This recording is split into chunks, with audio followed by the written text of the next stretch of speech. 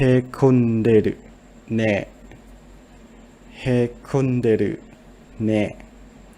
へこんでるね is mean feeling down or upset.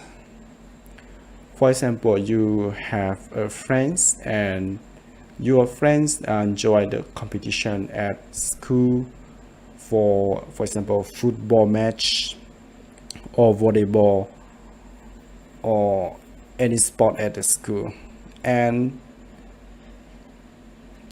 he or she lost the match.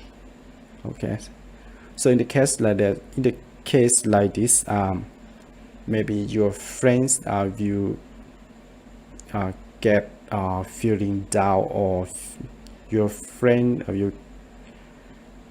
you'll be upset, right? So, and as you see in the picture in here, so when somebody get upset or feeling down, that they will show the feeling, so you see that.